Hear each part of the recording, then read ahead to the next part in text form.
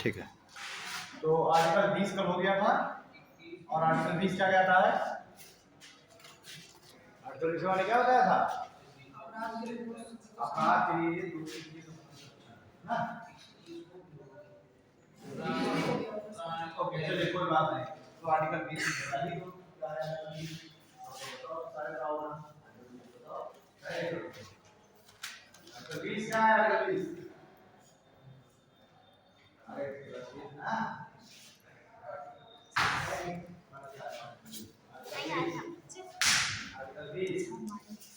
Article 20 बताओ। हैं? Article 19 वाले के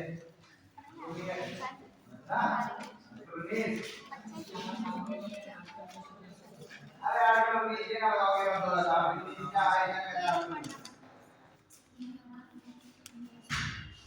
देख क्या है? तो बात है आर्टिकल 19 ना बताओ। तो बताओ आर्टिकल 18 कैसे लोगे? आर्टिकल 18 देख क्या है?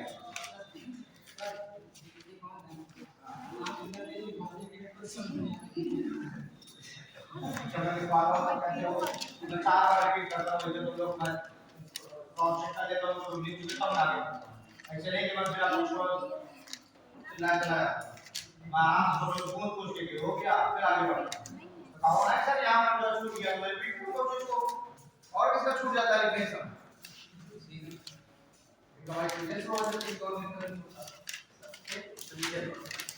तो देखो एक बार रिपीट कर दे रहा हूं। आर्टिकल 14 क्या कहता है? आर्टिकल 14 कहता है विधि की समक्ष समानता या विधियों का समान संरक्षण। ठीक है यानी कि कानून के लिए सब इक्वल हो गया आर्टिकल 14 के अनुसार। फिर आर्टिकल 15 क्या कहता है कि राज्य ना ही कोई व्यक्ति विशेष किसी भी व्यक्ति के साथ उसके जाति धर्म लिंग वंश और जन्म स्थान के आधार पर भेदभाव नहीं करेगा, उसे सार्वजनिक स्थलों पर जाने से नहीं रोकेगा। ठीक।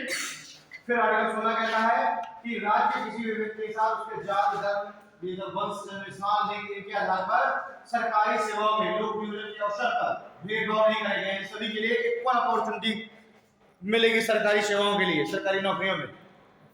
फिर आर्टिकल 17 कहता है एबोलिशन ऑफ अनटचेबिलिटी, अस्पृश्यता का अंत, यानी कि ना तो राज्य ना ही कोई व्यक्ति विशेष किसी भी व्यक्ति के साथ है ना उसके साथ छुआछूत का भेदभाव नहीं करेगा, अनटचेबिलिटी का व्यवहार नहीं करेगा। ठीक है। फिर आर्टिकल 18 कहता है उपाधियों का अंत, एबोलिशन ऑफ टाइटल्स, यानी कि राज्य किसी भी नागरिक को किसी भी तरीके की कोई भी उपाधि नहीं देगा, ये इक्वलिटी लाने के लिए है। ठीक है। तो ये अधिकार हो गया समानता का अधिकार। मैंने बात किया समानता का अधिकार। समानता के अधिकार में आर्टिकल 14 से लेकर के आर्टिकल 18 तक ये होता है समानता लाने के लिए। ठीक है। फिर दूसरा मैंने अधिकार बताया स्वतंत्रता का अधिकार, right to freedom. Right to freedom में मैंने बताया था आपको आर्टिकल 19 से लेकर आर्टिकल 22 तक, और आर्टिकल 19 कल हो चुका है।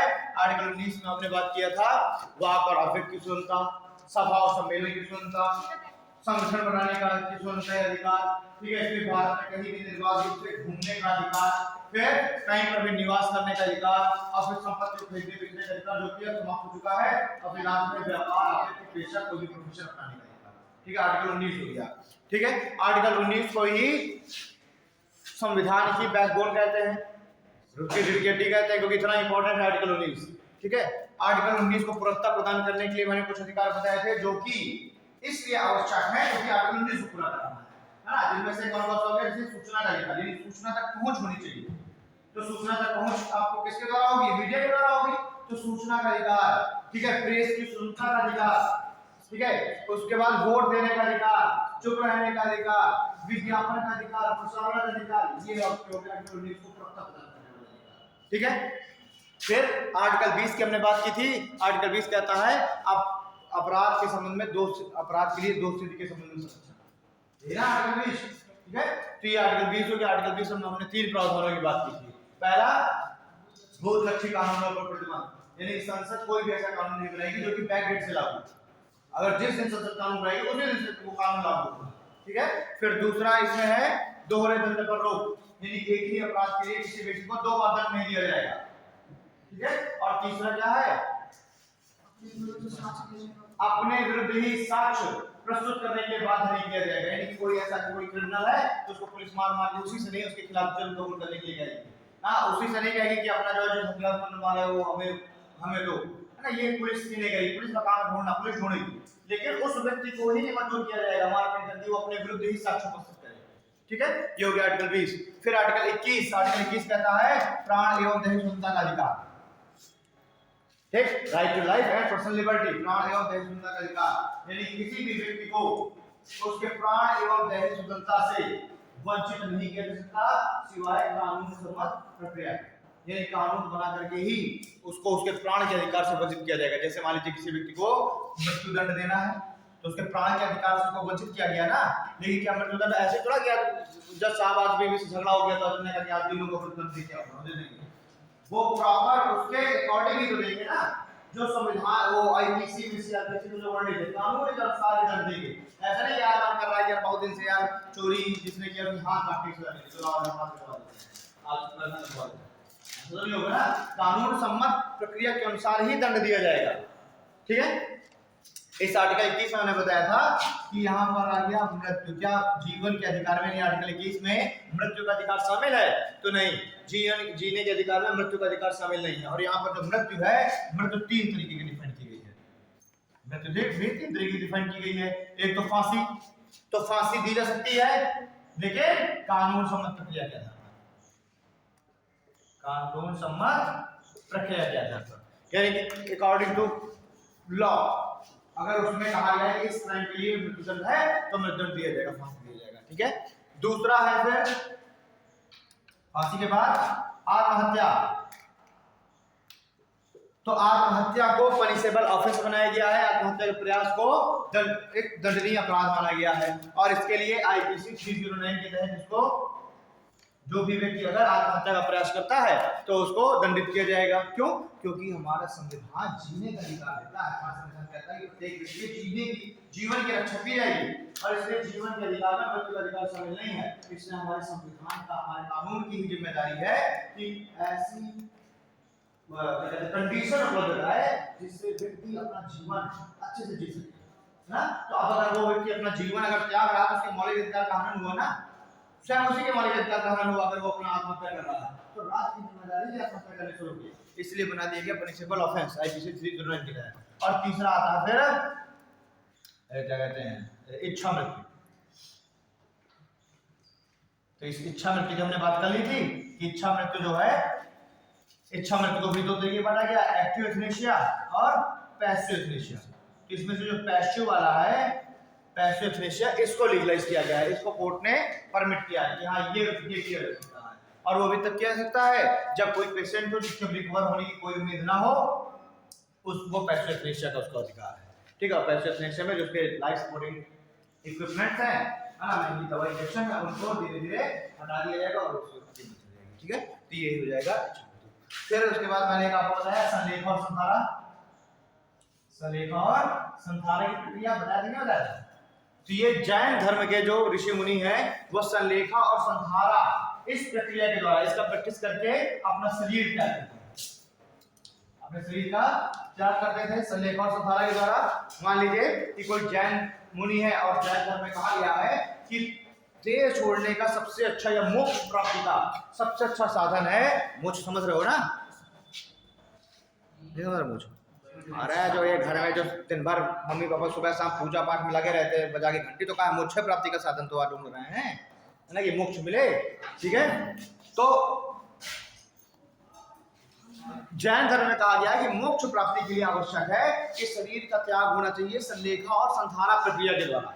यानी कि एक समय के बाद जब आप गृहस्थ आश्रम आपका पूरा हो चुका है, फिर आप वानप्रस्थ आश्रम में जाते हैं, संन्यास आश्रम में, तो उस समय फिर धीरे धीरे पहले तो अपने प्रिय वस्तुओं का त्याग कर दो। तो प्रिय वस्तु में हो गया कि अपने परिवार का त्याग, तो परिवार का त्याग किया और उनके जंगल में वहां पर ध्यान में मग्न है।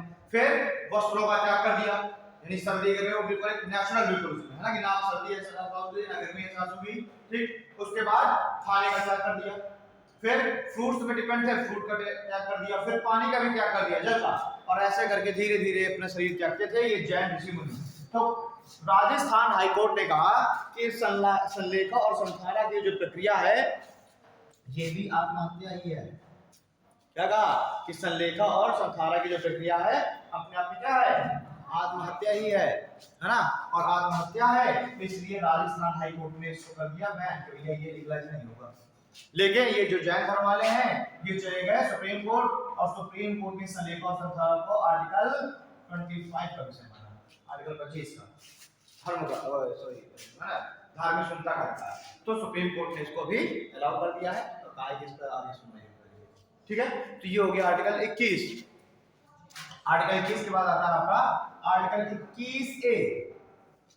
एक आर्टिकल है जिसको बाद में जोड़ा गया, और कब जोड़ा गया, इसको जोड़ा गया 86 कॉन्स्टिट्यूशन अमेंडमेंट 2002 के दौरान।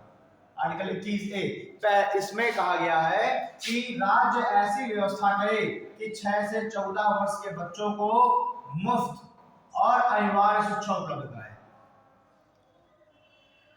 यानी 6 से 14 वर्ष के बच्चों का अधिकार है मुफ्त एवं अनिवार्य शिक्षा, ठीक है। तो राज्य ऐसी व्यवस्था करे, राज्य हर गांव में प्राइमरी स्कूल खोले। तो आप देखते हैं जब तक हर गांव में 3 से प्राइमरी स्कूल हो गए हैं, तो अब ये इस भाई अब ये बन गया हमारी का अधिकार।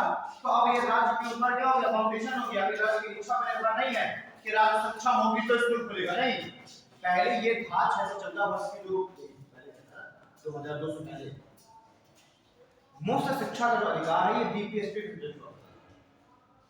ये तब भाई आर्टिकल 21A देखो, जहां पर ये अल्फाबेट लिखा हुआ मिल जाए तो समझ लीजिए कि अनुच्छेद बाद में जोड़ा गया है। तो पहले तो ये ना होगा, पहले तो 21 से 22 ये जो ये है 6 से 14 वर्ष के बच्चों को मुफ्त शिक्षा, ये था बीपीएसपी के सब्जेक्ट। अब जब मैंने आपको बताया था जब भी कोई सब्जेक्ट बीपीएसपी का होता है तो क्या वो राज्य के ऊपर अनिवार्य होता है क्या, नहीं ना, राज्य की इच्छा पर निर्भर करता है। तो तब उस समय आप इसके लिए सुप्रीम कोर्ट नहीं जा सकते थे कि हमारे गांव में प्राइमरी स्कूल समझ आ रहा है ना, राज्य शिक्षण होगी तो प्राइमरी स्कूल खुलेगी, नहीं शिक्षण तो नहीं खुलेगी। लेकिन इसको 2002 में इसको बना दिया गया मौलिक अधिकार, फंडामेंटल राइट। अब अगर किसी गांव में प्राइमरी स्कूल नहीं है तो सुप्रीम कोर्ट चला जाएगा कि भाई हमारा जो आर्टिकल 21A है वो तो कहता है कि 6 से 14 वर्ष के बच्चों को मुफ्त और अनिवार्य शिक्षा मिलेगी। तो आप जो है हमारे गांव में प्राइमरी स्कूल खुली नहीं है और हमारे यहाँ से 10 किलोमीटर दूर स्कूल, तो कैसे जाए पढ़ने, बच्चे कैसे जाए पढ़ने, इसलिए आर्टिकल 21A का उल्लंघन होगा। इसीलिए हम देख रहे हैं कि अब ये शिक्षा का जो अधिकार आ गया 2002 में, इसके द्वारा आप प्रत्येक 1 किलोमीटर के रेडियस पर एक प्राइमरी स्कूल होगा और प्रत्येक 3 किलोमीटर के रेडियस पर एक जूनियर स्कूल होगा। मतलब कक्षा 6 से लेकर कक्षा 8 जो भी है, कक्षा 1 से लेकर कक्षा 5 तक का जो स्कूल है प्राइमरी स्कूल वो 1 किलोमीटर के रेडियस पर होगा, और कक्षा 6 से लेकर कक्षा 8 तक का स्कूल 3 किलोमीटर के रेडियस पर होगा, इससे बाहर नहीं, ठीक है, ताकि इतनी दूरी पर बच्चे जा सके, मतलब उनको आने जाने में समस्या ना, ठीक है। मुफ्त शिक्षा और अनिवार्य शिक्षा, अनिवार्य मतलब कंपल्सरी है, अगर उसके गार्जियन अगर उसको नहीं भेज रहे स्कूल तो गार्जियन प्रिंसिपल ऑफिस के दायरे में आ जाएंगे, गार्जियन के ऊपर जो है दंडात्मक कार्रवाई होगी, ठीक।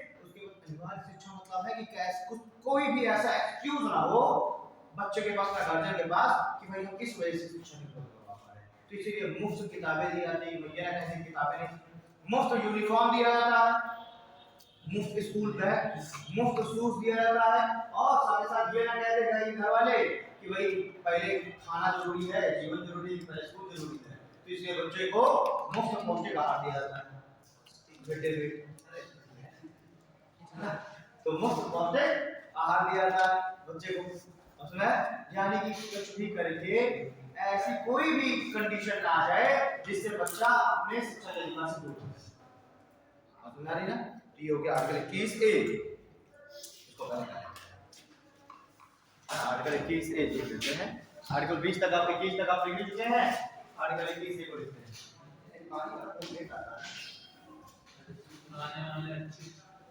पुराने वाले नीचे रख के चले जाते हैं, नीचे रख के चले जाते हैं, नया वाला ठीक है। आर्टिकल 21A लिखिए शिक्षा का अधिकार, आर्टिकल 21A शिक्षा का अधिकार, इसमें लिखिए इस अनुच्छेद को 86वें संविधान संशोधन अधिनियम, इस अनुच्छेद को 86वें संविधान संशोधन अधिनियम 2002 के द्वारा जोड़ा गया, 86 कॉन्स्टिट्यूशनल अमेंडमेंट 2002 के द्वारा जोड़ा गया। चेक करके लिखिए 6 से 14 वर्ष के बच्चे को राज्य का ये दायित्व है, राज्य का ये दायित्व है कि वह राज्य का ये दायित्व है कि वह 6 से 14 वर्ष के बच्चे को मुफ्त, राज्य का ये दायित्व है कि वह 6 से 14 वर्ष के बच्चे को मुफ्त एवं अनिवार्य शिक्षा उपलब्ध कराएगा।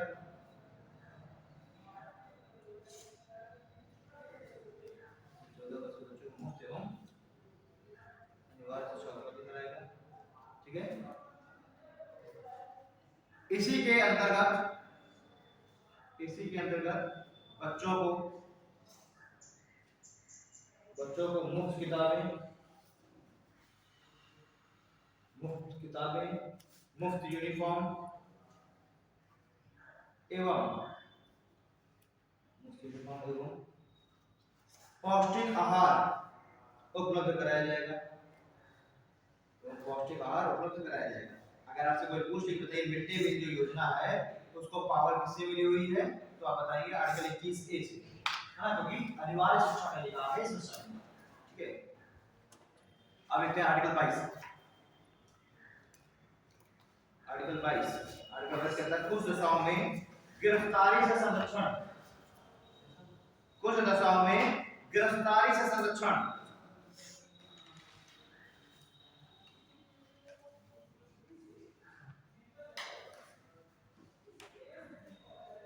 अब देखिए आर्टिकल जो 22 है ये कह रहा है कुछ दशाओं में गिरफ्तारी से संरक्षण। अब गिरफ्तारी भी दो तरीके की होती है, गिरफ्तारी भी दो तरीके की होती है।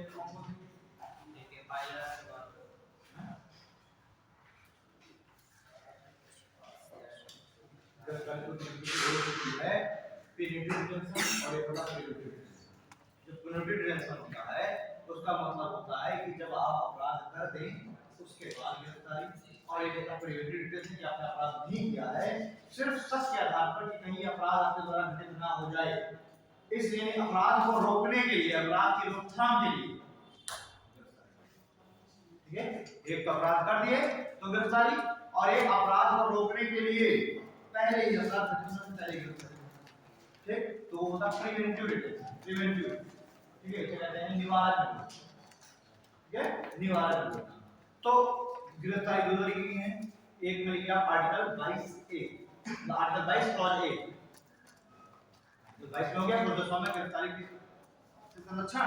देखो आर्टिकल 22 क्लॉज A है, देखना क्लॉज A ब्रैकेट में छोटा है, इसे लिख लेना, ये आर्टिकल 22A है, हमें लिखना आर्टिकल 22 क्लॉज A। ठीक है, लिखे अपराध के पश्चात गिरफ्तारी, आर्टिकल 22 क्लॉज A, अपराध के पश्चात गिरफ्तारी, अपराध के पश्चात गिरफ्तारी होने पर उपलब्ध मौलिक अधिकार।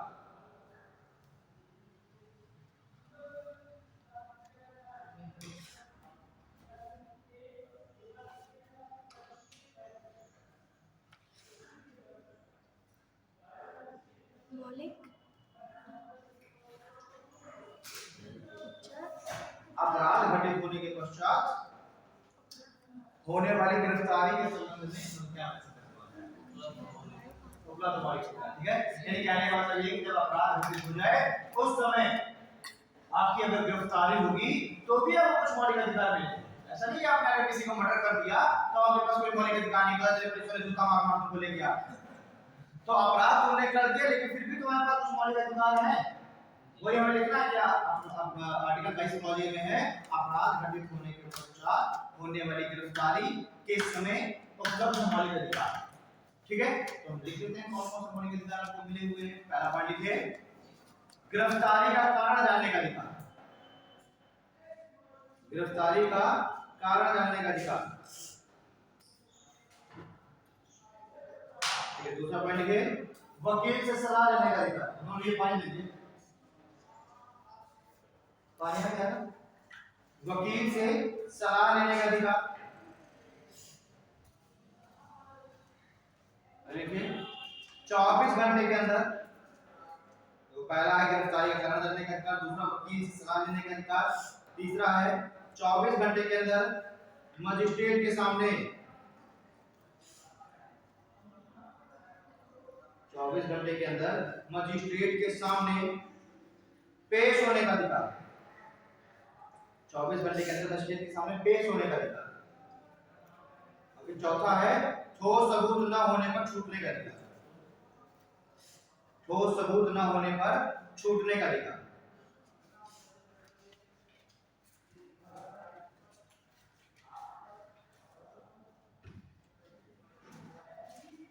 ठोस सबूत न होने पर छूटने का अधिकार। ये तो हो गया आर्टिकल 22 से प्राप्त होने के बाद अगर गिरफ्तारी होती है तो देखिए आर्टिकल 22 क्लॉज बी।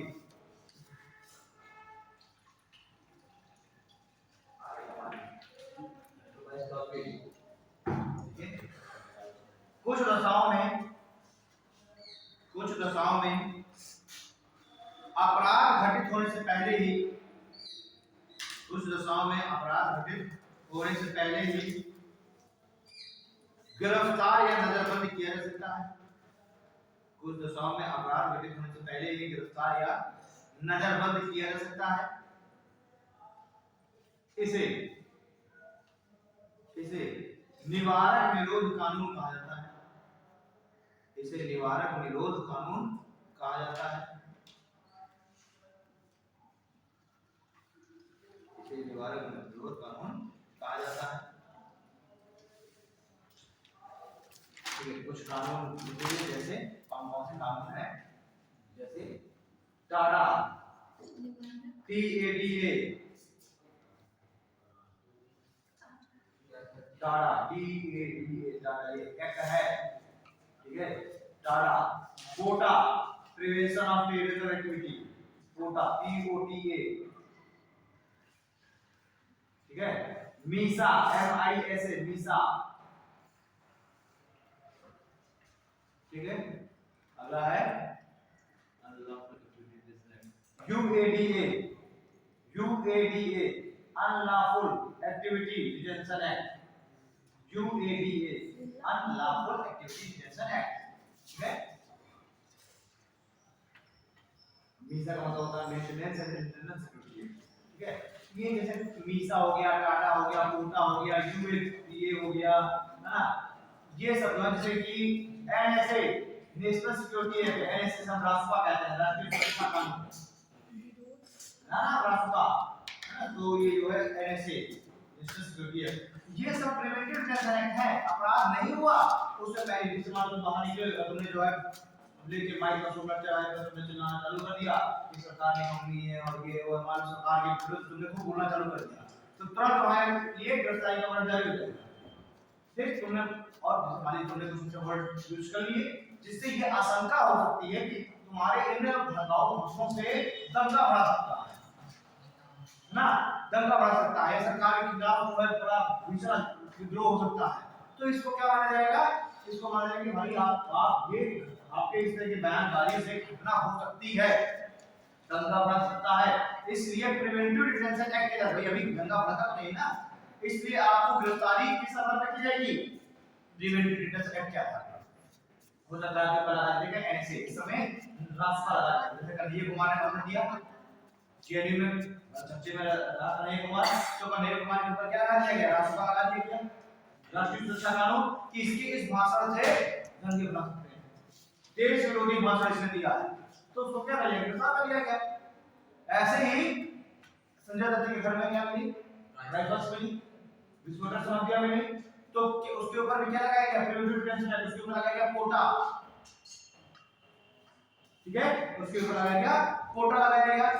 अब ये सब बड़े खतरनाक कानून है, इन सब में सबसे खतरनाक है टाटा, टाटा को बंद कर दिया गया, दूसरा बहुत खतरनाक टाटा, टाटा के जगह पे लाया गया कोटा लाया गया, तो संजय दत्त के ऊपर लगाया गया कोटा, उसको कोटा के तहत जबकि उसके यहाँ राइफल मिली जो भी मिला, तो अब उससे अभी दंगा नहीं भड़का था उसके जो उसके यहाँ जो वेपन्स थे, लेकिन ये कहा गया कि भाई तुम्हारे पास ये है तो ये हो सकता है कि तुम दंगा भड़काने वालों को तुम देते, इसलिए उसके ऊपर लगाया गया प्रिवेंटिव डिटेंशन एक्ट, उसको गिरफ्तार कर लिया गया। ठीक है, तो अपराध घटित होने से पहले ही गिरफ्तार कर लिया जाता है। हमारे मोदी जी को आना है, अब मोदी को बांध आना है तो जितने भी छठे हुए उनके बदमाश हैं, जो लग सकता है कि वो जो है वो उपद्रव कर सकते हैं, उन सबको क्या कर लिया जाएगा, गिरफ्तार कर लिया जाएगा, तो वाले में बैठा लिया जाएगा, या उन्हीं के घर में ही नजरबंद कर दिया जाएगा। ठीक, जैसे कि जब 370 हटाया गया तो महबूबा मुफ्ती ने कहा कि मेरे लाश के ऊपर से होकर के गुजरना पड़ेगा उन्हें, या मेरे मरने के बाद ही 370 हो सकता है ना।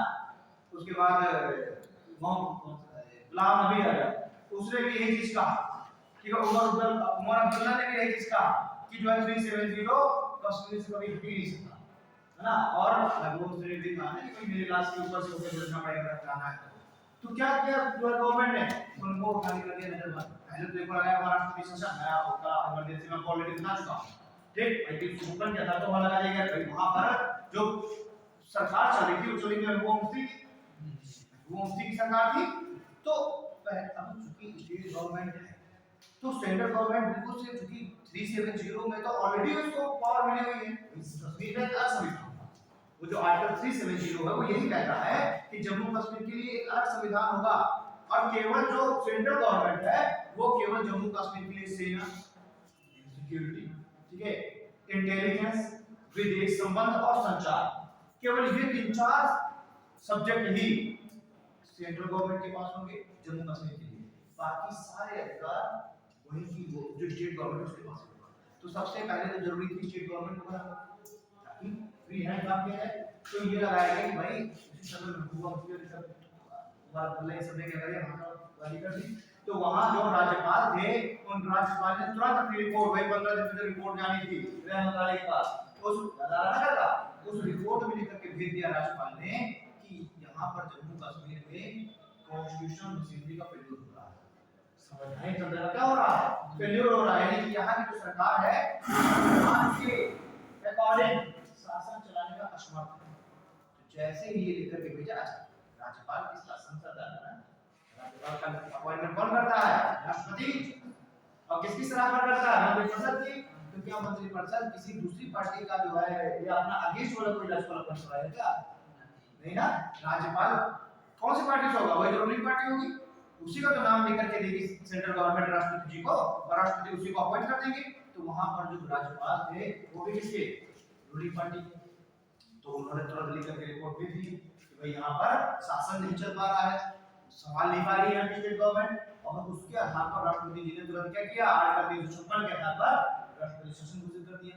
और मैंने बताया था कि अगर राष्ट्रपति शासन लगा है किसी राज्य में तो वहां की जो कार्यपालिका है उसको भंग किया जा सकता है, भंग किया ही जाएगा, किया जा सकता, विधायिका को भंग किया जा सकता, वो ऑप्शनल, लेकिन कार्यपालिका की सरकार तुरंत बर्खास्त हो जाएगी। तो उन्होंने तुरंत महबूबा मुफ्ती की सरकार कर दी बर्खास्त। उसके बाद राज्यपाल, मैंने क्या बताया कि राज्यपाल को ये सुप्रीम कोर्ट ने गाइडलाइन दिया कि सबसे पहले उसकी प्रायोरिटी होनी चाहिए वैकल्पिक सरकार के गठन का, एक वैकल्पिक सरकार के गठन का होना चाहिए। अगर वैकल्पिक सरकार गठित हो जाती है तो ठीक है, नहीं गठित हो पाती तो विधायिका भंग कर दी जाएगी। तो वहां राज्यपाल जी ने तुरंत वो मुफ्ती जो की सरकार का बर्खास्त हो गई, कोई भी एक पार्टी बहुमत में नहीं, गठबंधन की सरकार चल रही, ठीक।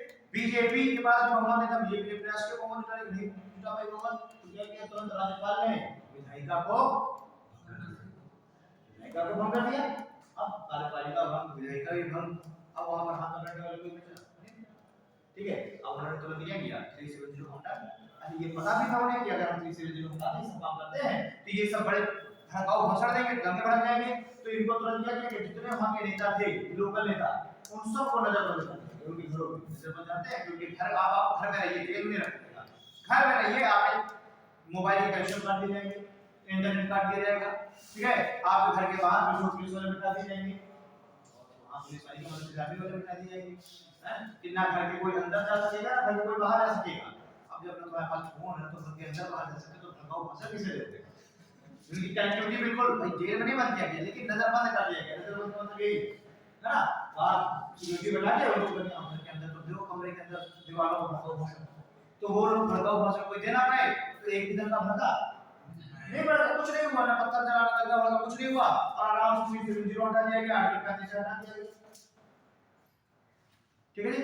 तो इस तरीके से आपका ये हो गया, ये निवारक निरोध कानून, ठीक है। आर्टिकल 22 का कंप्लीट हो गया। अब आता है अगला अधिकार आपका शोषण के विरुद्ध अधिकार, राइट अगेंस्ट एक्सप्लॉइटेशन। ये दो अधिकार हुए, समानता का अधिकार और सुलता का अधिकार। तीसरा अधिकार है शोषण के विरुद्ध अधिकार। तीसरा अधिकार थर्ड है शोषण के विरुद्ध अधिकार।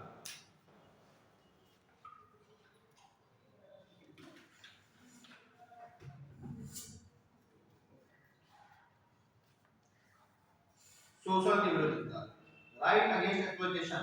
इसमें आते हैं आर्टिकल 23 और आर्टिकल 24।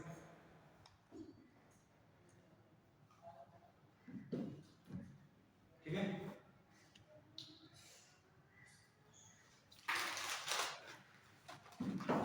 तो आर्टिकल 23 24 दोनों है शोषण के विरुद्ध अधिकार, है ना। दोनों ही रोक लगाते हैं राज्य पर भी और किसी व्यक्ति पर भी कि भाई किसी भी व्यक्ति के का आप शोषण नहीं करेंगे। ना तो राज्य किसी व्यक्ति का शोषण कर सकता है, ना कोई व्यक्ति शोषण कर सकता है। अब ये कैसे है, जैसे आर्टिकल 23 है, आर्टिकल 23 का 2 का पहला है कि ना तो राज्य ना ही कोई व्यक्ति किसी भी व्यक्ति से बिना पारितोषिक मतलब उसके काम करने से मिलने वाला पैसा बिना पारितोषिक काम नहीं करेगा, जबरन काम नहीं करेगा और बिना पारितोषिक, है ना। जैसे हमने कहा मानव दुर्व्यापार नहीं करेगा। मानव दुर्व्यापार मतलब कि पता चले जो है आप ह्यूमन ऑर्गन इंडस्ट्री करने लगे, है ना, बच्चों को खरीदने बेचने लगे, तो मानव दुर्व्यापार नहीं करेगा कोई। ठीक है, जबरदस्ती काम नहीं करेगा और बिना पारितोषिक काम नहीं करेगा। ठीक है, लिख लीजिए आर्टिकल 23 में देखिए, ना ही राज्य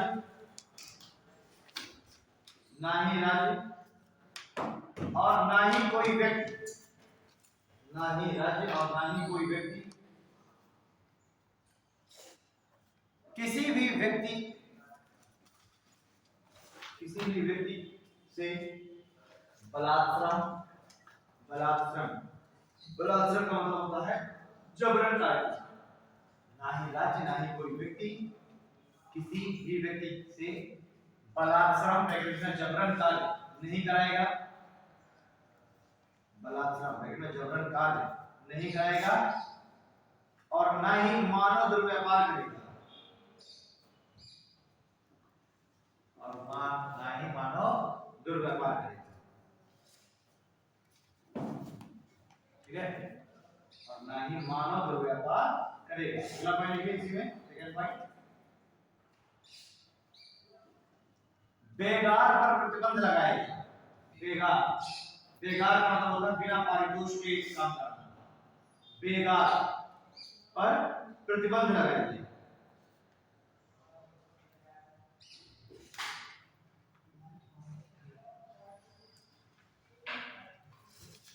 ठीक है, तो एक बार मान लीजिए हम किसी लेबर को पकड़ के लेके आए, हाँ, और हमने कहा कि चलो कुछ नहीं, बस घर के 12 बजे चाट में से पौधे निकल आए, आपके साथ तो पकड़ ले और वहाँ घर वाले कहने लग गए ये जो है, हाँ, सफाई करो पूरा, या फिर जो है कोई कंप्लीट कहते तुमने ना आप चीज तोड़ो लो आप चीज को मार तरफ हुआ लगा तोड़ने में, और कहते तुमने 4-5 बजे काम कंप्लीट कर दिया ना तुमने, अब बता दी तुमने काम मानी, या तुमने कहे 20,000 का ऊपर चढ़ाना है, तो ये हो गया बलात्संग जबरन का। उसका मन नहीं है, वो 2000 के लिए नहीं तो बोल के आ जाए, चलो पूरा सामान रखा था, पूरा सामान उसको बुलाया गया है, नहीं लेके आएगा बेटा। अरे एक बात ये है, मैं जो है और जो है बात हमारा उनसे भी कहा था तेरी बात ना बोले से, तो मैं उनसे प्लम्बर से बोल किया था कि सवाल आएगा तो पूरा सामान करके दे देना, आओ ये ठीक है। अरे चलो, अरे यार प्रोफेशनल होना चाहिए,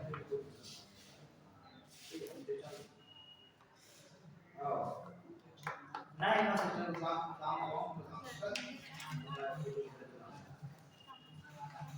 अगर आप काय बोले तो बोल रहा है, हाँ नया बोल रहे हैं, अरे वो क्या काय किया है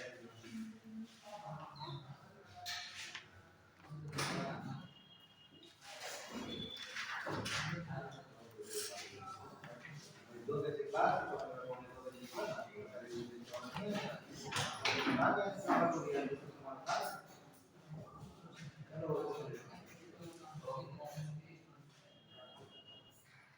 ठीक। और दूसरी चीज आपने शाम तक काम कराया, उसके बाद उसने कहा ये पैसा, तुमने कहा पैसा तुम तो जो है प्यार मोहब्बत नहीं काम कर रहे थे, तो वो है बेकार। ठीक। तो बलात्कार मतलब है कि जब आप बिना किसी इच्छा के दूसरे की इच्छा के विरुद्ध जब आप काम कराए बलात्कार, और बिना पारितोषिक जब काम कराए तो बेकार। ये हो गया आपका आर्टिकल 23। अब अगला है आर्टिकल 24। आर्टिकल 24 कहता है कारखानों आदि में बालकों के नियोजन पर प्रतिबंध। कारखानों आदि में बालकों के नियोजन पर प्रतिबंध।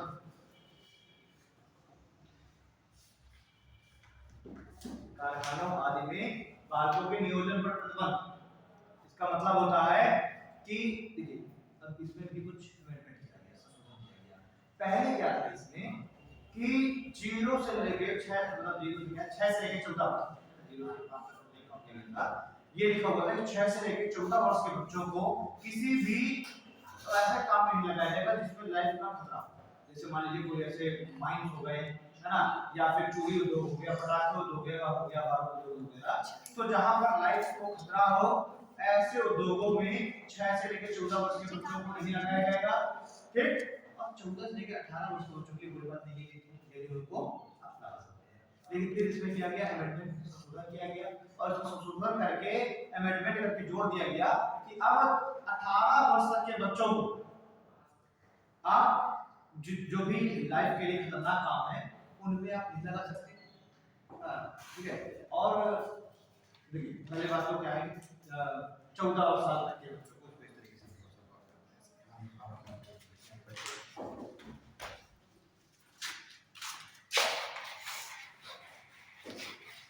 ये है पहले और ये बाद। ठीक है। पहले ये था कि 14 वर्ष तक के बच्चों को खतरनाक काम में नहीं लगाया जाएगा।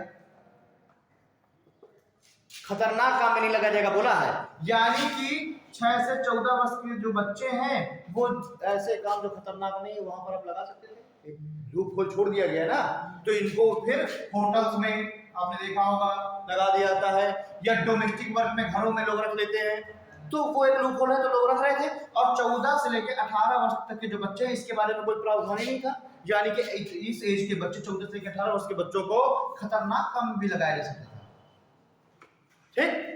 केवल खतरनाक काम में रोक कितने की थी, 6 से लेकर 14 वर्ष की।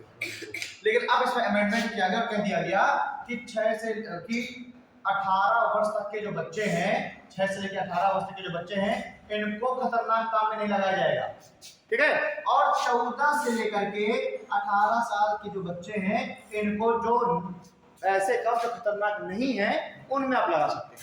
यानी कि पहले जो चीज 14 साल तक के बच्चों को के लिए भी वो कर जाएगा 14 से 18 वर्ष के बच्चों को। मतलब कि आप इनको लगा सकते हैं, जैसे होटल्स में लगा दिए छोटे मोटे कामों में, है ना, आप डोमेस्टिक कामों में लगा दिए छोटे मोटे ऐसे कामों में जिसमें लाइफ का खतरा ना हो, उसमें आप 14 से लेकर 18 वर्ष के बच्चों को लगा सकते हैं। परंतु खतरनाक कार्यों में आप 18 वर्ष के बच्चों को नहीं लगा सकते। और एक चीज और, 14 से कम के बच्चों को, 0 से लेकर 14 वर्ष के बच्चों को तो किसी भी काम में नहीं लगा सकते। हाँ, डिफरेंस समझ में आ गया ना। पहले 14 साल तक के बच्चों को जो नॉन डेंजरस थे, जो खतरनाक नहीं थे, उनमें लगा, लेकिन अब जो 14 वर्ष के बच्चों को किसी में नहीं लगा सकते। ठीक है। और 14 से 18 वाले बच्चों को ऐसे काम में लगा सकते जिसमें लाइफ में खतरा ना हो और खतरनाक कामों में कब खतरा था। ठीक है। इसमें कानून को भी कब कर दिया गया और कहा गया ऐसा अगर कोई करते हुआ अपनाया जाता है तो 6 माह की जेल का प्रावधान। ठीक है। इसमें लिख लीजिए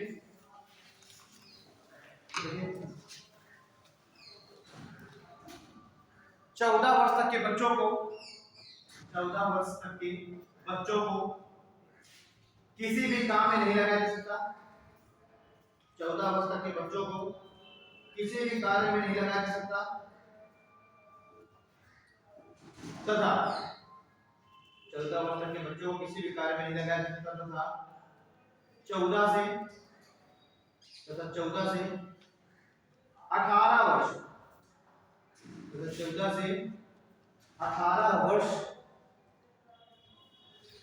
के बच्चों को, 14 से 18 वर्ष के बच्चों को खतरनाक कार्यों में खतरनाक कार्यों में नहीं लगाया जाता। तो 14 से 18 वर्ष के बच्चों को खतरनाक कार्यों में नहीं लगाया जाता।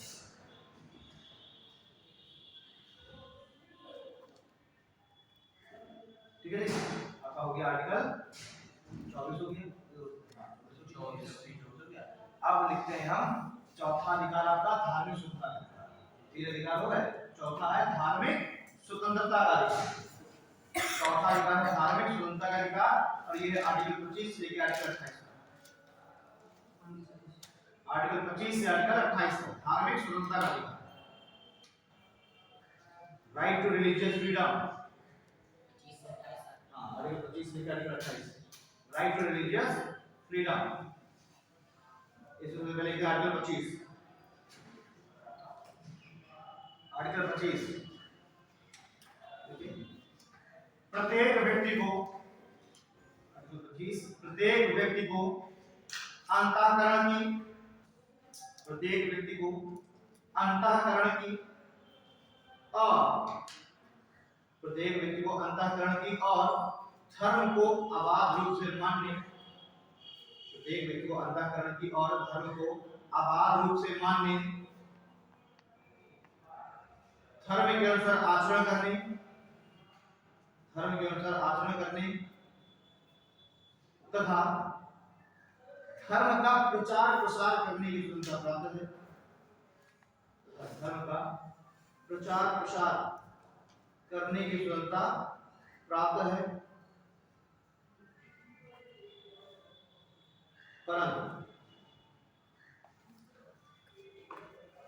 परंतु जबरदस्ती किसी पर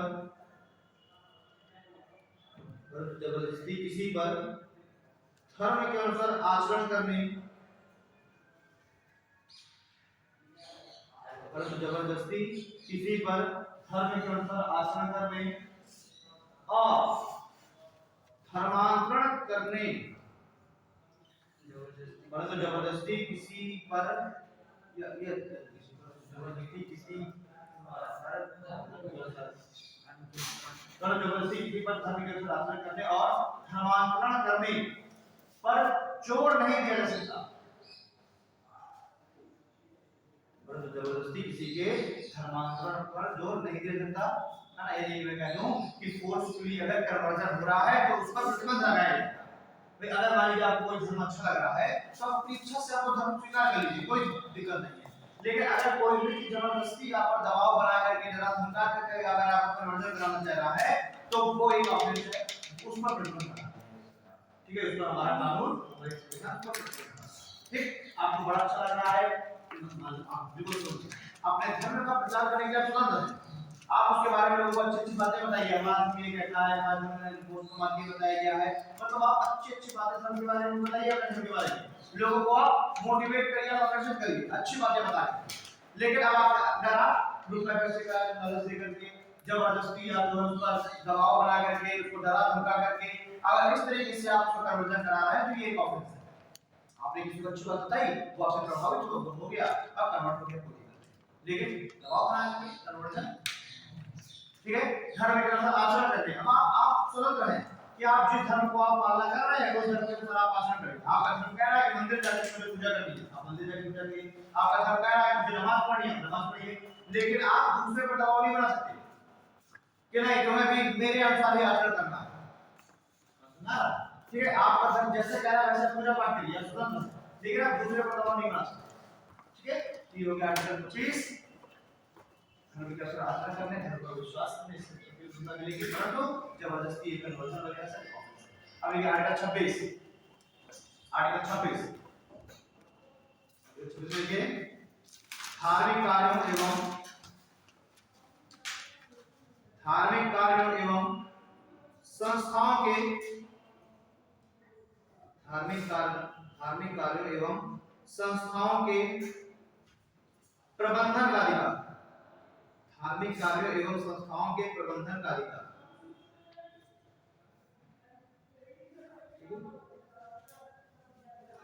धार्मिक कार्यों एवं संस्थाओं के प्रबंधन का अधिकार, जैसे कि आप जो भी धार्मिक कार्य अनुष्ठान करना चाहते हैं, आप उनके चलो कन्या कन्या खिलाओ, ठीक है। धार्मिक संस्थाओं के प्रबंधन तुमने एक तो मंदिर बना लिया, एक मान लीजिए कंकड़ वगैरह होंगे, अब वहां पर आप क्या कर रहे हैं कि उसका जो सारा मैनेजमेंट है आप लोगों ने अपने एक ट्रस्ट बना लिया और आपने कहा कि जो भी इसमें चढ़ा हुआ है जो भी है हम इससे पूरा मैनेजमेंट करेंगे। धार्मिक संस्थाओं के प्रबंधन मैनेजमेंट का अधिकार है आपको और आप धार्मिक अनुष्ठान कर सकते हैं। संतोष चले जाओ सीताराम का चल रहा है, ठीक है, तो समझ रहा है उस पर कोई रोक थोड़ा लगा सकता है, ठीक है। तो अच्छा इसमें कुछ पॉइंट्स लिखना है, पहला पॉइंट लिखिए तो धार्मिक कार्यों एवं संस्थाओं के प्रबंधन करना, पहला पॉइंट लिखिए ट्रस्ट बनाने का अधिकार। ये प्रत्येक व्यक्ति को धार्मिक संस्थाओं को प्रबंधन के लिए ट्रस्ट बनाने का अधिकार प्राप्त होगा। पहला है ट्रस्ट बनाने का अधिकार। दूसरा पॉइंट लिखिए ट्रस्ट चल तथा अचल संपत्ति को खरीद तथा बेच सकता है। ट्रस्ट चल तथा अचल संपत्ति को खरीद तथा बेच सकता है।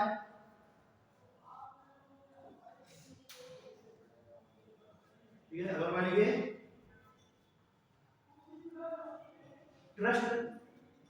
ट्रस्ट धार्मिक कार्यों के प्रबंधन, ट्रस्ट धार्मिक कार्यों का प्रबंधन तथा संचालन करता है। ट्रस्ट धार्मिक कार्यों का प्रबंधन तथा संचालन करता है।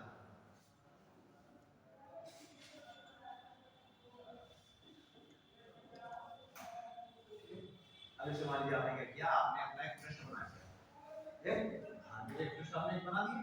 अब आप क्या कर रहे थे, जितने भी बड़े लोग होते हैं क्योंकि ट्रस्ट की जो संपत्ति है वो टैक्स फ्री होती है, उसमें कोई भी टैक्स नहीं लगता है ना। तो आपने क्या किया, आपने एक ट्रस्ट बना लिया। अब आपने अपना जितना भी ऐसा पैसा जिसपे आपने टैक्स नहीं दिया था वो आप किसमें डालेंगे, ट्रस्ट के अकाउंट में डाल देंगे, ठीक है। साथ ही साथ ट्रस्ट के नाम पर बहुत सारा चढ़ावा आ रहा है लगे से, तो उसमें जितना भी पैसा है वो सब क्या हो गया, वो टैक्स फ्री है, जैसे इसका बता, ठीक है। तो ट्रस्ट की जो संपत्ति है उसका जबरदस्ती उसको एक्वायर भी नहीं कर सकती सरकार।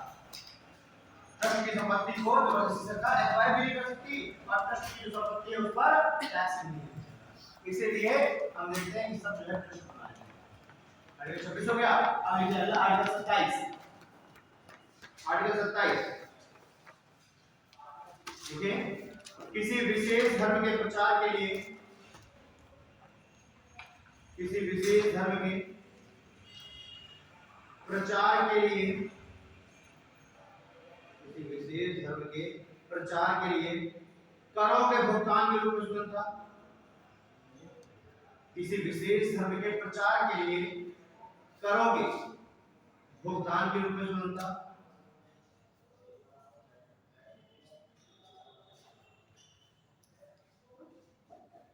किसी विशेष धर्म के प्रचार के लिए करों के रूप में स्वतंत्रता, यानी सरकार ये नहीं कह सकती है या सरकार किसी भी एक धर्म को प्रमोट करने के लिए किसी दूसरे धर्म के व्यक्ति से टैक्स नहीं वसूलती है ना। कि सरकार कह रही है कि हमें इस धर्म को पैसा देना है, धर्म को फंड देना है, तो उसके लिए नया तरीके को टैक्स लगा दिया जाए, या कोई समझ रहा ना, कोई जैसे जीएसटी में कुछ ऐसा जोड़ दिया जाए या कुछ सेस वगैरह टैक्स लगा दिया जाए। जैसे हम देखते हैं एग्रीकल्चर सेस होता है ना, एक्स्ट्रा टैक्स जो दिया था वो एग्रीकल्चर सेस, सिर्फ एग्रीकल्चर में ही लगाया जाएगा वो पैसा, 1% 1.5% होता है एग्रीकल्चर सेस, तो वो पैसा उसी फील्ड में लगाया जाएगा जिसके लिए वसूला जाता है। तो ऐसा कोई रिलीजियस टैक्स नहीं सरकार लेगी कि बस सरकार कहेगी किसी एक धर्म को प्रमोट करने के लिए सरकार को जजिया करता है। जजिया का लगाया गया मिडिवल हिस्ट्री में पढ़ते हैं तो जजिया का एक तरीके का धार्मिक करता वो लिया जाता था गैर मुस्लिमों से, वो जो शासक होता था वो लेता था गैर मुस्लिमों से, यानी कि अगर आप मुस्लिम नहीं है तो आप जजिया कर देंगे अगर आप यहाँ रहना है। तो एक तरीके से ये भी तो एक धार्मिक हो गया ना, एक तरीके से इसका अगर हम इसका दूसरा कुछ नहीं तो यही हो गया ना कि वो जो शासक है वो ये कहना चाह रहा है या तो आप इस्लाम कन्वर्ट करिए और या तो आप टैक्स दीजिए, तब जिसके पास टैक्स देने के लिए पैसा नहीं हो क्या करेगा, करोड़ हो जाएगा, धर्मांतरण कर लेगा। तो जजिया एक तरीका क्या है, धार्मिक है जो कि गैर मुस्लिमों से लिया जा रहा है। तो क्या ऐसा कोई सब सरकार लेती है, धार्मिक कर लेती है नहीं ना, या ना तो कोई ऐसा कोई कर लेती है किसी एक धर्म को प्रमोट करने के लिए। ठीक, ये आपका हो गया आर्टिकल 27 में एक पॉइंट लीजिए, लिखो सरकार किसी भी धर्म को प्रोटेक्ट नहीं करेगी, सरकार किसी भी धर्म को प्रोटेक्ट नहीं करेगी।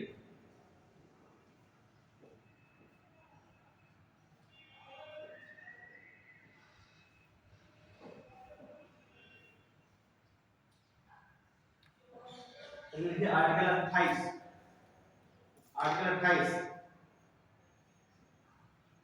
लिखो, शिक्षण संस्थानों में, शिक्षण संस्थानों में धार्मिक शिक्षा, शिक्षण संस्थानों में धार्मिक शिक्षा या धार्मिक पूजा में, शिक्षण संस्थानों में धार्मिक शिक्षा या धार्मिक पूजा में उपस्थिति के रूप में स्वतंत्रता, शिक्षण संस्थानों में धार्मिक शिक्षा या धार्मिक पूजा में उपस्थिति के रूप में स्वतंत्रता।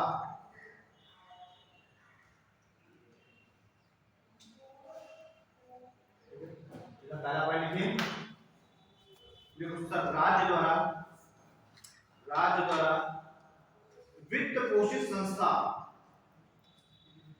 राज्य द्वारा वित्त पोषित, जिसमें पैसा सरकार का लगा, राज्य द्वारा वित्त पोषित संस्था धार्मिक शिक्षा तथा धार्मिक पूजा नहीं करा सकती। सरकार द्वारा वित्त पोषित संस्था धार्मिक शिक्षा तथा धार्मिक पूजा नहीं करा सकती।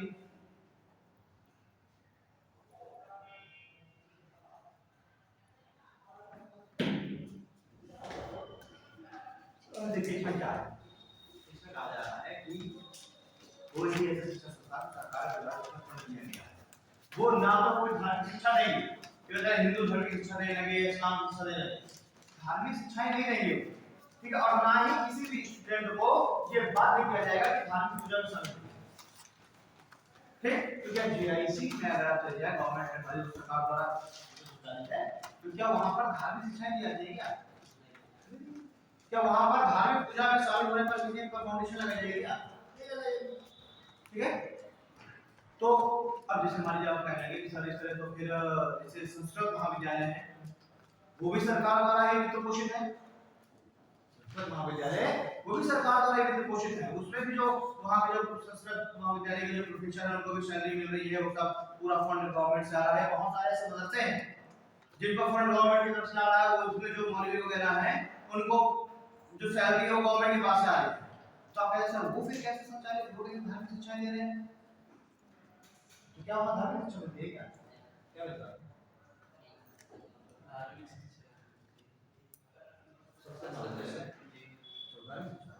ये बताओ, संस्कृत धर्म है कि संस्कृत लैंग्वेज है? तो वहां लैंग्वेज शिक्षा मिल रही है, धर्म शिक्षा मिल रही है, रामायण का पढ़ाई, संस्कृत सब्जेक्ट पढ़ाया जाता है, और संस्कृत भागवत रामायण का पढ़ाया जाता है, गीता भागवत रामायण, ये धार्मिक शिक्षा में आ जाएगी। रामायण का कोई कोटेशन कोट करना गलत बात है भाई, जैसे रामायण हो गई, कुरान हो गया, बाइबल हो गया, गीता हो गई, ये सब धार्मिक ग्रंथ है, इसमें जो उसकी जो अच्छी चीजें उसको कोट किया जाता है इस समाज को संचालित करने के लिए, जो उसकी अच्छी चीजें हैं, उसमें धर्म की शिक्षा नहीं दिया, वेद पुराण नहीं पढ़ाया जाता। वेद पुराण ये है धार्मिक शिक्षा, लेकिन रामायण क्या है? रामायण तो एक तरीके से वो जो समाज को संचालित करने के लिए है ना, उसमें तो यही दिखाया गया ना, राम को एक आदर्श देखो आइडियल पुरुष के रूप में दिखाया गया ना। गीता में है तो गीता में भी तो यही बताया ना कृष्ण ने कि जो है किस तरीके से समाज को किस तरीके से संचालित होना, ये तो बताया। कुरान में भी अगर मोहम्मद साहब ने अगर जो बातें बताई तो वो समाज के लिए जो बातें बताई कि समाज अनुशासित रहे, समाज है ना, ये जो मोहम्मद साहब की शिक्षाएं हैं। तो अब मोहम्मद साहब की शिक्षाएं, क्योंकि मोहम्मद साहब क्या है, पुरुष है, महापुरुष है, तो महापुरुषों की जीवनी आप पता चले तो कह दो कि सब जीआईसी में तो गुरु नानक देव के बारे में पढ़ाया या ईसा मसीह के बारे में टॉपिक है। तो ये जो है ये किसी एक धर्म से नहीं है, ये किसी एक धर्म में नहीं है, बिल्कुल जोड़ सकते बांध सकते, ये क्या, ये महापुरुष है। तो ये महापुरुषों की जीवनियां बताना ये समाज को मोटिवेट करने के लिए बताया जाता है। तो महापुरुषों की जीवनियां पढ़ाना धार्मिक शिक्षा नहीं है, या फिर किसी धर्म की कोई अच्छी बात को कोट करना धार्मिक शिक्षा नहीं है। आप मदरसे में नहीं तो मदरसे में क्या पढ़ाया जाएगा? अरेबिक की शिक्षा दी जाएगी, अरेबिक, उर्दू, तो ये लैंग्वेज है ना कि धर्म। तो अब देखिए बहुत सारे मदरसों में समय समय पर सरकार जो है जांच करा देती है, जब वहां पर ऐसा कोई वहां से अगर कोई ऐसी न्यूज आ जाती है कि वहां पर धार्मिक शिक्षा दी जाती है, तो धार्मिक शिक्षा का प्रतिबंध जाते हैं, बहुत सारे मदरसों को इस से या बहुत सारे स्कूल वगैरह भी हैं उनमें जो है पुलिस रेड मार देती है, जांच कर देती है, क्योंकि सरकार का वित्त पोषित जो संस्था है वो धार्मिक शिक्षा नहीं दे सकती। वो लैंग्वेज के लिए जैसे मदरसा और उर्दू लैंग्वेज पढ़ाई जाती है ना, अली से तो वो क्या है, उर्दू शिक्षा है, उर्दू लैंग्वेज। बस अब मान लीजिए आपकी इच्छा कर रही है कि मुझे अपने लड़के को उर्दू सिखाना है, उर्दू पढ़ाना है, कहाँ भेजोगे पढ़ाने के लिए? मतलब पेमेंट तो वही जाएगा और वहां पर उर्दू सीख जाएगा। ठीक, अब लेकिन वहां पर मौलवी साहब कहने लगे कि भाई क्लास शुरू होने से पहले सबको पहले क्या करना है, करना पढ़ाना। तो अब आपके ऊपर बाउंड नहीं किया जाएगा, आपके बच्चे को बाउंड नहीं किया जाएगा कि भाई तुम्हें क्लास से पहले आना, पहले करना पढ़ना, बाद में काम जाना, नहीं, क्योंकि वो आपका अधिकार है कि धार्मिक शिक्षा में आपको उपस्थित होने को, धार्मिक पूजा में उपस्थित होने के लिए नहीं रोक रहे। ऐसे ही मान लीजिए विद्या मंदिर हो गया, तो वहां पर क्लास शुरू से पहले क्या होती है, प्रेयर होती है। तो अब अगर मान लीजिए कि कोई वहां पर पढ़ रहा है किसी अन्य धर्म का, तो उस पर बाउंड नहीं किया जाएगा, कंडीशन नहीं लगाई जाएगी तो वो उपस्थित होने होना है। या सरस्वती पूजा है बसंत पंचमी, तो उसमें फाउंडेशन नहीं लगाई जाएगी, यहाँ पर उपस्थित होने होना है ना। लेकिन यहाँ पर देखिए फिर ये जो स्कूल है जैसे विद्या मंदिर हो गए, सरकार का वित्त पोषित नहीं है, ये प्राइवेट है, ना इसमें सरकार इसका मैनेजमेंट कर रही है, ना सरकार की फंडिंग आ रही है, इसलिए कुछ हद तक कहीं ना कहीं ये धार्मिक शिक्षा मिल सकती है। वैसे तो इनके ऊपर भी धार्मिक शिक्षा प्रॉपर नहीं मिलती, लेकिन फिर भी ये धार्मिक पूजाएं वगैरह कंडक्ट करा सकते हैं, लेकिन हाँ किसी अन्य स्टूडेंट पर फोर्स नहीं करेंगे।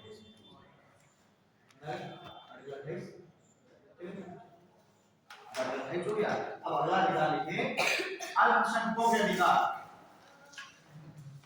धार्मिक स्वतंत्रता का अधिकार हो गया, अगला है अल्पसंख्यकों के अधिकार। इसी को हम कह देते हैं या और करके लिख देना, अथवा शैक्षणिक एवं सांस्कृतिक अधिकार। अल्पसंख्यकों के अधिकार अथवा शैक्षणिक एवं सांस्कृतिक अधिकार, आर्टिकल 29 और 30, आर्टिकल 29 और आर्टिकल 30 शैक्षणिक एवं सांस्कृतिक अधिकार, अल्पसंख्यकों के अधिकार अथवा शैक्षणिक एवं सांस्कृतिक अधिकार, आर्टिकल 29 एवं आर्टिकल 30। पहले कर लेते हैं आर्टिकल 29।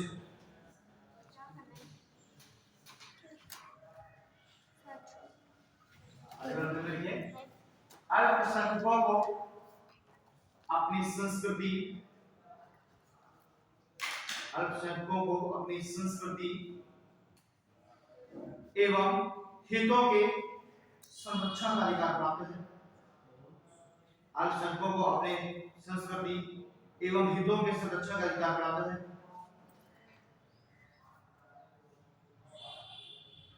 ये पहला पॉइंट हो गया। दूसरा पॉइंट लिखिए इसमें, सेकंड पॉइंट, अल्पसंख्यकों को अपनी भाषा, अल्पसंख्यकों को अपनी संस्कृति तथा हितों के संरक्षण का अधिकार प्राप्त है।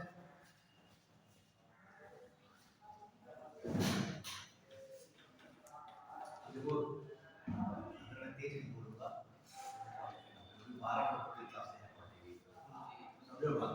अब मैं इतना तेज पढ़ा रहा हूँ और कितनी क्लास कौन सी क्लास है, 5 क्लास पर 5 4 9 क्लास है, 9वीं क्लास। आपके साथ मतलब मॉर्निंग में कितनी क्लास है, 3 क्लास है, 3 क्लास है। तो मैं थोड़ा के साथ सुनाऊं,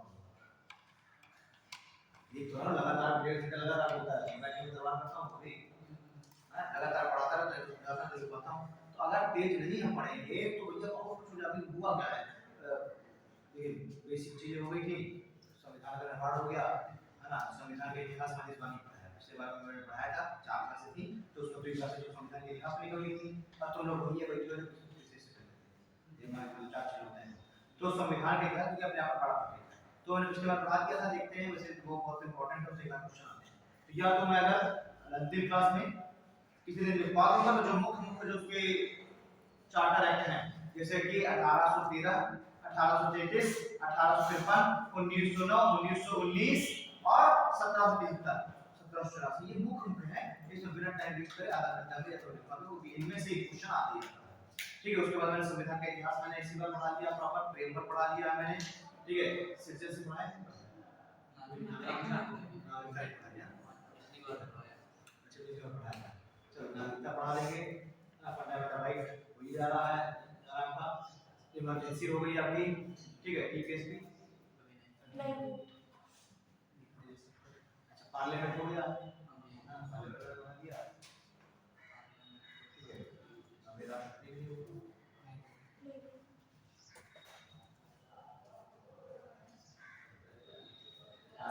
आज मैं सोच रहा था कि जो पहली क्लास में रजिस्टर भी आए हुए साथ में, मैं सोच रहा था अच्छे से वो पहली क्लास लगा देता, फिर तो इसीलिए मैं मर्ज करके पढ़ा और इसमें बिना पढ़ाऊं, ठीक है। तो मैं यही सोच रहा था कि मैं पहली क्लास में इसमें लगा दूं तो लोग मर्ज कर दूंगा और उसमें आगे से टॉपिक स्टार्ट करना तो प्रेसिडेंट में पढ़ा देता तुम लोगों को। तो फिर मैंने कहा ये कहने लगे सर उनको बुलाइए नहीं आते, मैंने कहा चलो देखते हैं तीन क्लासों में जो इम्पोर्टेंट चीजें हैं जिसमें आपका कंप्लीट हो गया। इन तीन क्लासों में हम सिटीजनशिप कंप्लीट कर लेंगे, है ना, डीपीएसपी कंप्लीट कर लेंगे। तो एक दिन में सिटीजनशिप हो जाएगा, एक दिन में डीपीएसपी हो जाएगा और एक क्लास जो आपकी बचेगी उसमें हम प्रेसिडेंट की बात कर लेंगे। ये तीन वाली जो इम्पोर्टेंट टॉपिक आपके हो जाएंगे। उसके बाद फिर एक आध दो क्लास लेने का बीच में खाली मिलती है, तो बहुत ज्यादा लंबा समय चलना है, बीच में कोई क्लास खाली मिलती है, चलन तो हम लोग पहुंच। तो आर्टिकल 29 हम लोग कर रहे थे, अल्पसंख्यकों को अपने भाषा तथा लिपि के संरक्षण का अधिकार प्राप्त है। हाँ, सेकंड नंबर है अल्पसंख्यकों को अपनी भाषा तथा लिपि के संरक्षण का अधिकार प्राप्त है। थर्ड पॉइंट लिखिए, थर्ड पॉइंट राज्य, जाति, धर्म, राज्य, जाति, धर्म, वंश, राज्य, जाति, धर्म, वंश तथा भाषा के आधार पर, राज्य, जाति, धर्म, वंश और भाषा के आधार पर अल्पसंख्यकों से किसी भी प्रकार का भेदभाव नहीं कर सकता। अल्पसंख्यकों से किसी भी प्रकार का भेदभाव नहीं कर सकता।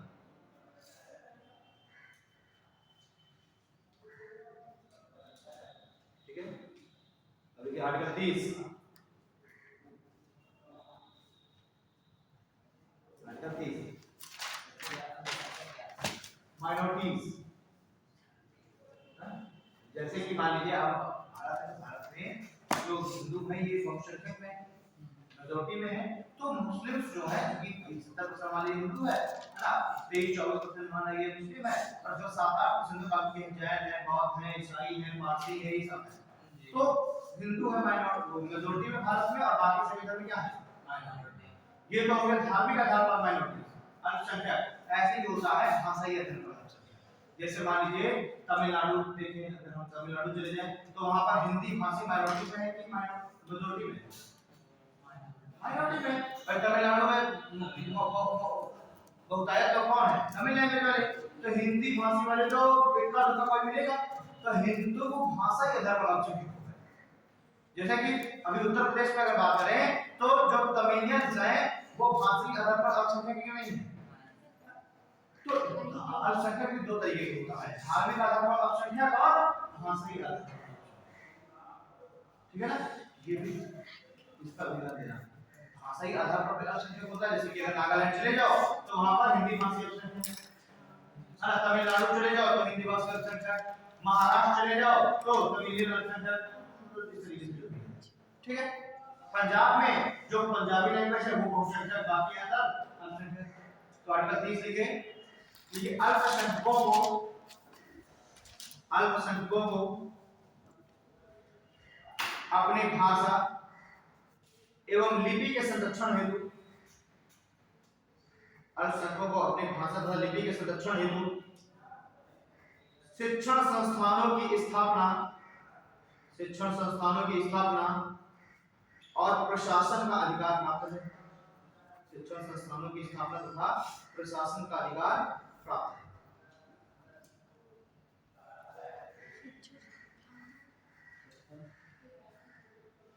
शिक्षण संस्थानों की स्थापना तथा प्रशासन का अधिकार प्राप्त है। ठीक है। 5 अधिकार हो गए। छठवां आपका अधिकार था संपत्ति का अधिकार, आर्टिकल 31 में, जो कि समाप्त कर दिया गया। आर्टिकल 31 संपत्ति का अधिकार। आर्टिकल 31 संपत्ति का अधिकार। लिखो 44वें संविधान संशोधन अधिनियम, 44वें संविधान संशोधन अधिनियम 1978 के द्वारा, 44वें संविधान संशोधन अधिनियम 1978 के द्वारा संपत्ति के अधिकार को, 44वें संविधान संशोधन अधिनियम 1978 के द्वारा संपत्ति के अधिकार को मौलिक अधिकार, संपत्ति के अधिकार को मौलिक अधिकार से हटाकर, संपत्ति के अधिकार को मौलिक अधिकार से हटाकर आर्टिकल 300A, संपत्ति के अधिकार को मौलिक अधिकार से हटाकर आर्टिकल 300A के अधीन एक विधिक अधिकार बना दिया गया। आर्टिकल 300A के अधीन एक विधिक अधिकार बना दिया गया। ठीक है, एक विधिक अधिकार बना दिया गया। अगला देखो, सातवां अधिकार है संवैधानिक उपचार का अधिकार, आर्टिकल 32। अगला अधिकार है संवैधानिक उपचार का अधिकार, आर्टिकल 32। संवैधानिक उपचार का अधिकार, आर्टिकल 32।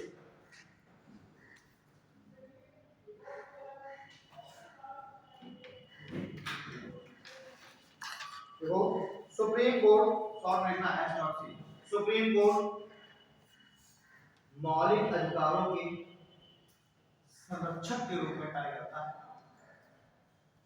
सुप्रीम कोर्ट मौलिक अधिकारों के संरक्षक के रूप में कार्य करता है और सुप्रीम कोर्ट मौलिक अधिकारों के संरक्षक के रूप में कार्य करता है और मौलिक अधिकारों की रक्षा के लिए, और मौलिक अधिकारों की रक्षा के लिए सुप्रीम कोर्ट, और मौलिक अधिकारों की रक्षा के लिए सुप्रीम कोर्ट 5 तरह की रिट जारी कर सकता है। और मौलिक अधिकारों की रक्षा के लिए सुप्रीम कोर्ट 5 तरह की रिट जारी कर सकता है। Writ, writ WRIT, writ.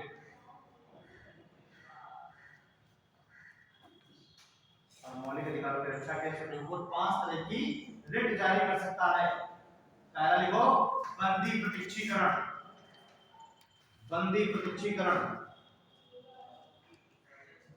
इसे इंग्लिश में बोलते हैं हैबियस कॉर्पस। बंदी प्रत्यक्षीकरण, habeas corpus, HABEOUS, habeas corpus, CORPUS, बंदी प्रत्यक्षीकरण। ठीक है, दूसरा प्रतिषेध, प्रतिषेध, प्रतिषेध को इंग्लिश में कहते हैं प्रोहिबिशन, प्रोहिबिशन, PROHIBITION, प्रोहिबिशन, प्रतिषेध, प्रतिषेध, प्रोहिबिशन। ठीक है, अगला है परमादेश, परमादेश, परमादेश को कहते हैं मैंडेमस, मैंडेमस, MANDAMUS, मैंडेमस। ठीक है, अगला है उत्प्रेषण, उत्प्रेषण, उत्प्रेषण को बोलते हैं, ये एक्चुअली लैटिन वर्ड है, इंग्लिश नहीं है ना। उत्प्रेषण में बोलते हैं सेटोरी, CERTORI, सेटोरी, CERTORI, सेटोरी, उत्प्रेषण। ठीक है, और फिर है पांचवा अधिकार परीक्षा, अधिकार परीक्षा, को वारंटो, QUORRANTO,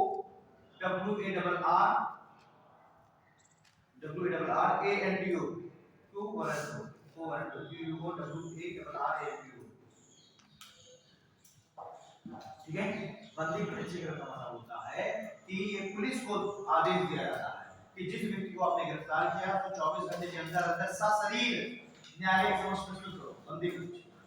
ठीक है, दूसरा परमादेश, परमादेश का मतलब होता है वी कमांड, यदि हम आदेश देते हैं तो ये भी जो सुप्रीम कोर्ट है ये सरकार को आदेश देगी कि जिस व्यक्ति की मौलिक अधिकार को छीना गया तो जल्द से जल्द पूरा करना है, परमादेश, परामर्श। ठीक, अधिकार परीक्षा का मतलब होता है कि सुप्रीम कोर्ट किसी भी अधिकारी को ये आदेश देगी कि आप मतलब उसका जो अधिकार क्षेत्र है उसके बारे में पूछेगी कि आपने जो कार्य आप कर रहे हैं क्या आपको ये कार्य करने का अधिकार प्राप्त है कि नहीं। मान लीजिए कि कोई क्लर्क है बैंक का और उसने 2 करोड़ का लोन फाइनल कर दिया तो सुप्रीम कोर्ट से पूछेगी कोर्ट में है तुमको अधिकार है 2 करोड़ का लोन फाइनल करने का। ठीक है कोर्ट। ठीक है फिर आता है ऑपरेशन। ऑपरेशन का मतलब होता है कि सुप्रीम कोर्ट क्या कहेगी अपने जो अधीनस्थ न्यायालय है हाई कोर्ट है ना जितने भी अपने सबऑर्डिनेट कोर्ट हैं उनसे किसी भी मामले को अपने पास लाएगी वो ऑपरेशन। ठीक है ना ये उसके मामले को रुकवा करके और उस मामले को अपने पास संभालेगी सुनाएगी ऑपरेशन। फिर आधा प्रतिशत का भी जो सुप्रीम कोर्ट अपने अधीनस्थ न्यायालय के लिए जारी करेगी। यानी कोई न्यायालय अगर कुछ जो सुनवाई कर रहा है किसी केस की सुप्रीम कोर्ट को लगा कि ये सुनवाई ढंग से नहीं कर पा रहा है तो उसको उस केस को सुनवाई करने से रोक लगा देगा प्रतिशत रोक लगा देगा। ठीक है तो बंदी प्रतिशत का मतलब है शासन प्रस्तुत करो। फरमाइश का मतलब होता है वी कमांड यानी हम आदेश देते हैं। प्रतिशत का मतलब होता है कि रोक लगाना। ठीक है और प्रेशर का मतलब होता है उसको ऊपर की कोर्ट में उसको भेजना डिस्ट्रिक्ट कोर्ट से हाई कोर्ट में हाई कोर्ट से सुप्रीम कोर्ट में है ना। और प्रेशर अब ओवरऑल का मतलब होता है अधिकार क्षेत्र में है कि नहीं। ठीक है ये 5 तरीके के रेट हो गए। ठीक है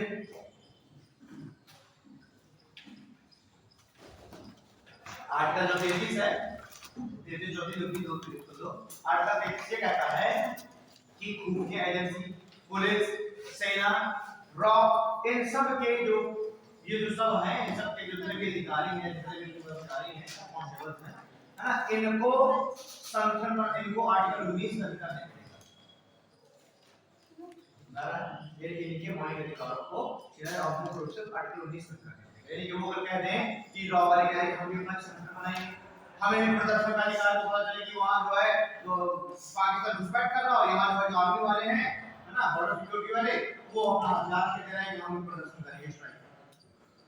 मतलब है जब वो अपना संगठन बना ले कहेंगे कि जो है थल सेना संगठन आज जो है स्ट्राइक का आह्वान करता है तो जितने भी ये पैरामिलिट्री फोर्सेस हैं या सेना है एजेंसियां हैं इनके अधिकारियों इनके जो पर्सन्स हैं इनको आर्टिकल 19 का अधिकार मिलेगा।